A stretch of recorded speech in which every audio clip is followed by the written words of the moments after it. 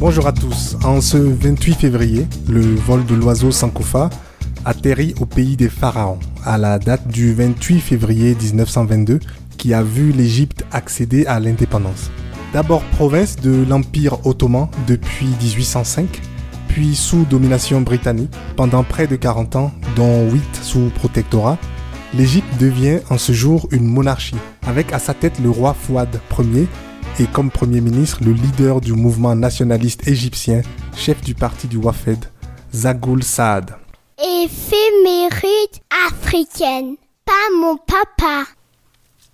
Saad et certains de ses compagnons sont arrêtés 3 ans plus tôt, en 1919, et exilés sur l'île de Malte par les Britanniques afin de réduire leur influence au sein des populations dont les envies de souveraineté s'amplifient. Mais comme souvent, cette manœuvre s'avère contre-productive. Déterminés à prendre en main le destin de leur pays, le peuple et ses élites décident, après d'âpres négociations, d'une déclaration unilatérale de l'indépendance de l'Égypte par le gouvernement de Sa Majesté Fouad Ier. Cependant, cette indépendance n'est en réalité que virtuelle, puisque l'accord signé maintient toujours les Britanniques comme seuls responsables sur les questions de défense, sur le Soudan, autrefois annexé à l'Égypte, et sur les affaires étrangères. C'est vous dire. Mais plus important encore, les Britanniques gardent surtout le contrôle du canal de Suez, alors très important d'un point de vue commercial, économique et stratégique. Cet accord tiendra pendant 14 ans, avant d'être finalement renégocié face à la pression persistante du peuple et la détermination des nationalistes. Alors le 26 août 1936, quand est signé le traité anglo-égyptien pour une durée convenue de 20 ans, le roi Fouad, depuis son palais de Zafarana, se satisfait de cet accord qui prévoit notamment le retrait de toutes les troupes britanniques, sauf quelques-unes postées le long du canal de Suez, ainsi que la formation de l'armée égyptienne par les troupes britanniques.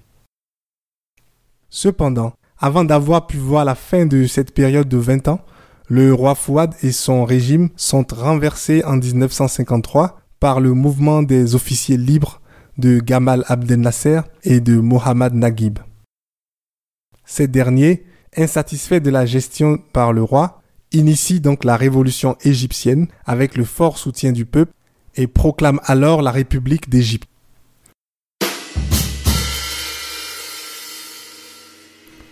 Mon cliché africain du jour, c'est une question.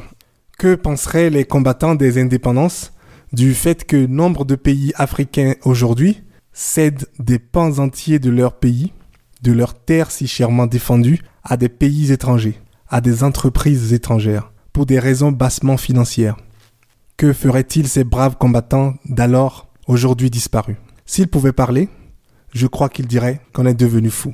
On est bel et bien devenu fou. Et vous, à votre avis, que diraient-ils? Je vous laisse y réfléchir. À vos clichés à vous, à notre Afrique à tous, et à demain sur le prochain vol à bord de l'oiseau Sankofa.